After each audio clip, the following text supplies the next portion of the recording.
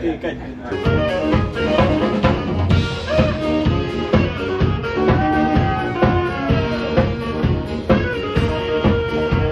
vagyunk a Teams-el, tavaly novemberben alakultunk, én szaxofonon játszom, az én nevem Hunor, aki mögöttem ülő a Pusztai Máté, Vida Mátyás, ő tubázik, és a Dross Bence pedig a dobok mögött ül.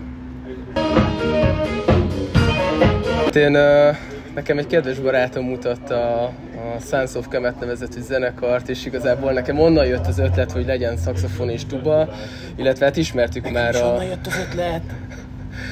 ismertük már a Moonhush nevezetű formációt, akkor ott ugye 2 szaxofon van és egy dob, és igazából ezt a kettőt szerettem volna összehozni, illetve még a Mojte nevezetű zenekar, ők játszanak ilyen minimál technószerű zenét instrumentálisan, és ezek jöttek igazából úgy össze. Még talán Bence részéről van a Jazz Boys, ugye? A Jazz Boys, és nagyjából innen vannak az inspirációk, illetve a régebbi ilyen nagyon originál brass bandek, például a Youngblood vagy hasonlók.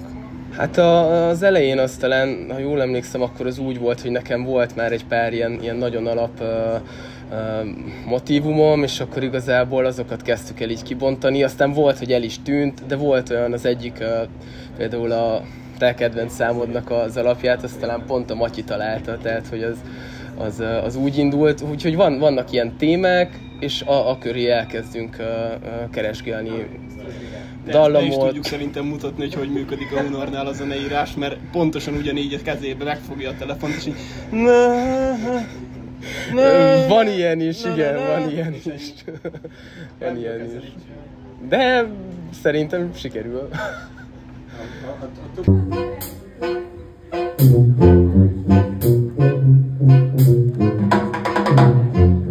Szerintem egészen más dolgokat lehet vele eljátszani, mint egy basszusgitáron. Sokkal, nem azt mondom, hogy tágabb, hanem másabb dolgokat. És igazából szerintem az embereknek csak érdekes az, hogy ez van a színpadon, és nem basszusgitár. De szerintem jobban is áll a szaxofon mellé ez, mintha egy sima basszer lenne. Ja, persze. Csak verekedünk. Nem.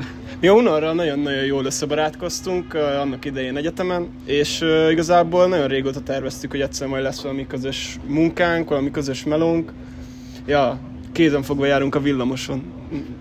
És igazából legkevésbé beef ez, hanem inkább egy hangszerek közti barátság is ez, szóval nem, szerintem... Segítjük egymást igazából, ha valami nem jön ki, akkor egy fogást vagy dallamot. Persze. Csomószor van az, hogy én megírok egy témát magamnak, meg Hunor is megír magának egy témát, és rájövünk, hogy basszus, ez pont fordítva van, mint ahogy kéne, és akkor megcseréljük, és tulajdonképpen egymásnak írunk cuccokat. Ja. Hát itt a dobfelszereléssel én is próbálok a többiekhez igazodni, próbálok ilyen perkusszívabb témákat hozni, vagy az, hogy adjak nekik egy alapot, ilyen kicsit visszahúzódóbban, de szerintem így ezzel a felállással így jól összeáll az egész zenénk. Alapvetően nem könnyű zenei, hanem klasszikus zenei ütőhangszert tanultam, és ugye ütőhangszerek azok dallamhangszerek, és ezzel a dobfelszerelés sem kivétel, ezért próbálok minél több hangszint bevinni a játékba, és akkor nem csak úgymond így dobolni, hanem kihasználni azt a rengeteg hangszint, amit a dobfelszerelés biztosít. Na hát, mivel mind a 3 hangszer a dobon kívül monofón, igaz?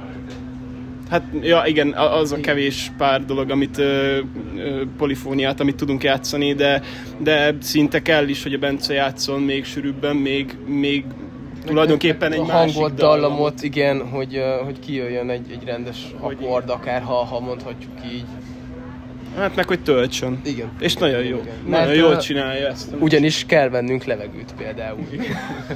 És az nem mert, hogyha ki van töltve.